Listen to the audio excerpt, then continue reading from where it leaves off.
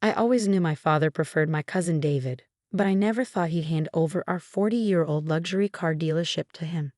Not after I'd spent the last 5 years transforming Jackson Premier Motors from a struggling traditional dealership into one of California's most successful automotive businesses. My name is Alexandra Jackson, and until last night, I was the chief operating officer of my family's dealership chain. Today, I'm watching everything I built get handed to someone who thinks Twitter is a revolutionary business strategy. The irony? If they hadn't been so busy plotting my removal, they might have noticed what I'd been building on the side. It started 2 years ago, when I first saw the shifting trends in luxury car sales. While David was busy posting photos of himself with Ferraris on Instagram, I was studying the electric vehicle market, particularly the growing demand for high-end EVs among our wealthy Silicon Valley clientele. Electric cars are a fad, my father scoffed during one board meeting. Our customers want real luxury vehicles, not glorified golf carts. David, fresh from his MBA and full of buzzwords, agreed. Our brand identity is rooted in traditional luxury. We need to focus on expanding our supercar inventory. But I saw something different in our sales data. Our younger customers, especially tech executives, were asking about EVs more frequently. Many were going elsewhere for their purchases. We were losing market share, not to other traditional dealerships, but to Tesla and emerging electric brands. So I began making moves quietly. First, I established a separate consulting company, AJ Future Mobility, using my personal savings. Then I started attending clean energy conferences, building relationships with emerging EV manufacturers, particularly those targeting the luxury market. Taking some time off, David asked mockingly when I returned from one such conference. Must be nice to have so much free time while some of us are actually working. If he'd bothered to check, he would have seen that our revenue had increased 40% in the departments I manage. But David was too busy cultivating his image as the young, dynamic future of the company to notice actual business metrics. The real breakthrough came 6 months ago. Through my consulting firm, I secured exclusive distribution rights negotiations with 3 upcoming luxury EV manufacturers for the entire West Coast. These weren't just any electric cars. These were vehicles that could outperform Ferraris while being environmentally conscious, exactly what our evolving customer base wanted. I tried one last time to bring this opportunity to the family business. We need to diversify, I argued during a strategy meeting. The luxury market is shifting. We should be positioning ourselves ahead of the curve. Nonsense, my father dismissed. We stick to what we know.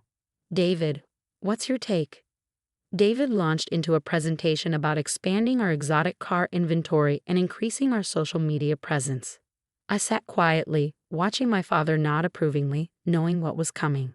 The annual company gala was last night. We always held it at the main showroom, surrounded by millions of dollars worth of luxury vehicles. The room was packed with employees, suppliers, and longtime customers. My father took the stage, champagne in hand. Tonight marks a new chapter for Jackson Premier Motors, he announced. For 40 years, we've been the leading luxury car dealer in California. But to stay on top, we need fresh thinking, bold leadership. I felt the shift in the room before he even said it. That's why I'm announcing a change in leadership. Effective immediately, my nephew David will be taking over as CEO. Additionally, he paused, looking directly at me, we'll be streamlining our executive team. Alexandra, your position has been eliminated. The room went silent. David stepped forward, sporting his practiced humble smile. I'm honored to lead this company into the future. And cousin Alex, don't worry, we'll make sure you get a good severance package. Security was already moving toward me. They planned this humiliation down to the last detail. Please escort Ms. Jackson out, my father commanded. Her access to company systems has already been revoked. I stood up calmly, smoothed my dress, and walked toward the exit with my head held high. As I passed David, I smiled and said quietly, "Enjoy your moment. See you Monday." He frowned slightly, but was quickly surrounded by well-wishers. In my car, I pulled out my phone and sent a pre-written email to my attorney. Time to set things in motion. What my father and David didn't know was that while they were planning my removal, I'd been building something much bigger.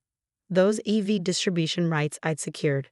They weren't just for any companies. One was for Lucid Motors' ultra-luxury line. Another was for Remax hypercars. And the third, well, That was the real bombshell. I'd spent the last 6 months negotiating with Tesla's executive team about a new premium dealership model, something that could revolutionize how high-end electric vehicles are sold. And yesterday morning, just hours before the gala, I'd received the final signed agreements. My phone buzzed. A message from Lisa Chen, Tesla's VP of Sales Strategy. Everything set for Monday's announcement. Elon's tweet scheduled for 9 a.m. Pacific Standard Time.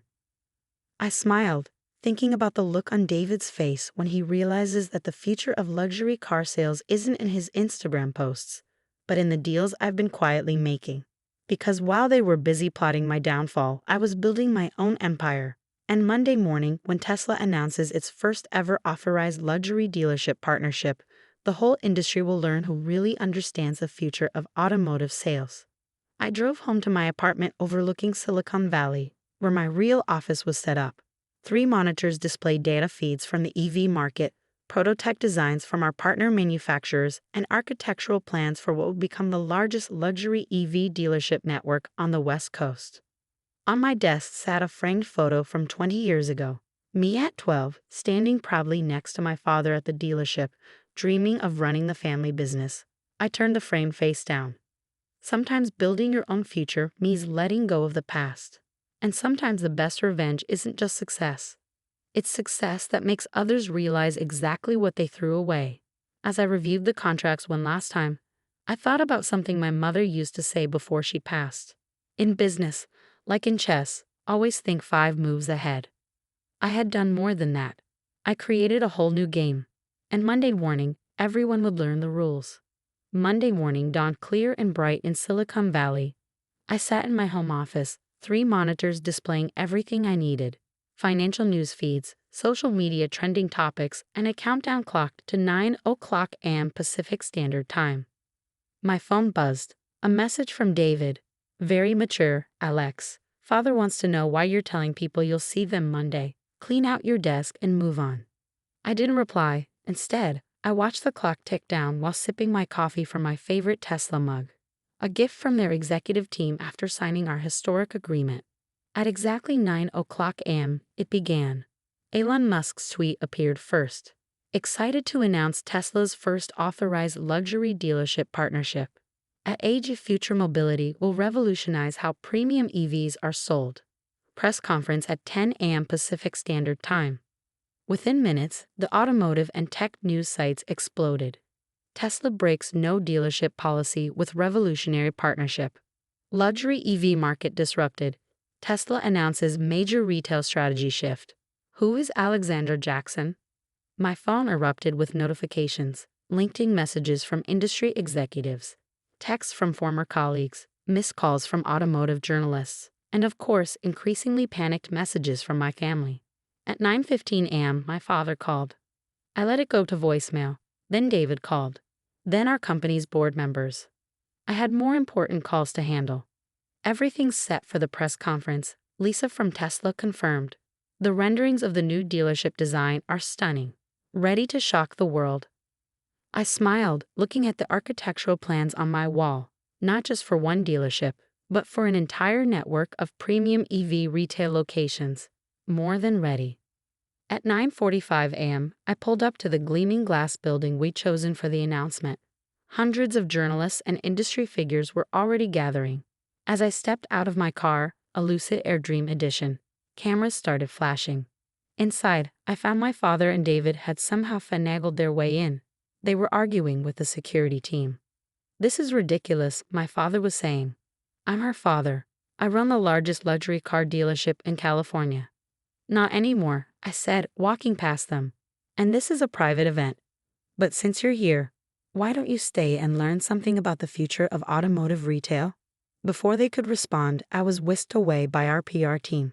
Minutes later, I stood on stage beside Tesla's executives, Lucid's CEO, and representatives from Rimac. "Ladies and gentlemen," I began, "the luxury automotive market is changing. Today's premium car buyers want more than just performance and prestige. They want innovation, sustainability, and a buying experience that matches their values." The presentation screens behind me lit up with renderings of our new dealership concept. a revolutionary retail space that combined traditional luxury showroom elements with cutting-edge technology and environmental consciousness. AJ Future Mobility isn't just creating dealerships, we're building experience centers where technology meets luxury. Through our exclusive partnerships with Tesla, Lucid Motors, and Rimac, we'll offer the most advanced vehicles in the world in an environment that matches their innovation. I outlined our plans: 15 locations across the West Coast within 2 years, dedicated charging networks, VR test drive experiences, personal configurator lounges, service centers specializing in electric supercars. And this is just the beginning, I continued. We've also secured first rights for upcoming luxury EV brands entering the US market. From my peripheral vision, I could see my father's face growing redder with each announcement. David was frantically typing on his phone, probably trying to figure out how he'd miss all this. The questions from journalists came rapid fire. How long have these partnerships been in development? What's the total investment value? Will traditional luxury brands be affected? I answered each one confidently, watching our stock price climb as I spoke. Yes, we had secured over $300 million in funding from top tech investors.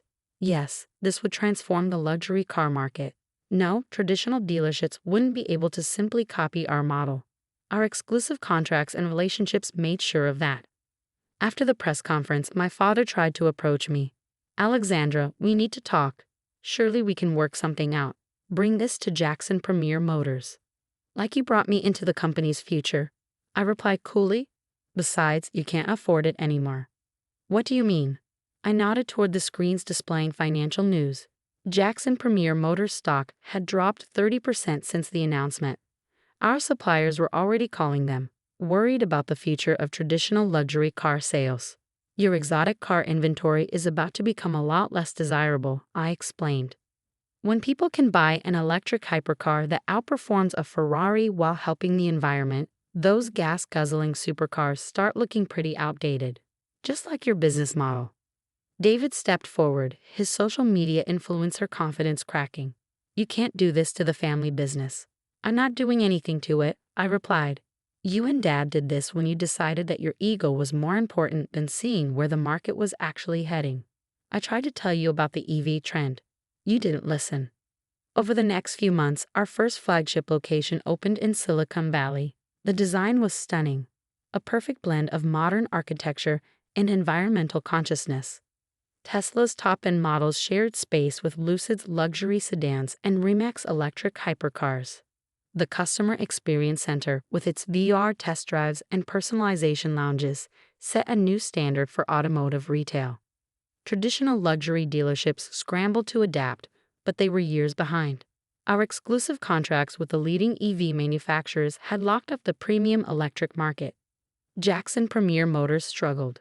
Their exotic car sales plummeted as wealthy tech executives and young entrepreneurs shifted to high-performance EVs. 6 months after our launch, they were forced to sell several locations. Then came an unexpected visit. My cousin David's daughter, Rachel, showed up at our flagship store. At 19, she was studying environmental engineering and had a passion for sustainable technology. This is amazing, she said, looking around our showroom. Dad never understood why I wasn't interested in the family business. But this is the future. I gave her a tour, explaining our vision for sustainable luxury. By the end, she had tears in her eyes. Would you consider taking an intern? She asked. I want to learn the right way to move the industry forward. Looking at her enthusiasm, I saw a chance to bridge the family divide. Not through the old business, but through the new one we could build together. Today, AJ Future Mobility is revolutionizing how premium cars are sold. Our network has expanded beyond the West Coast, with plans for international locations.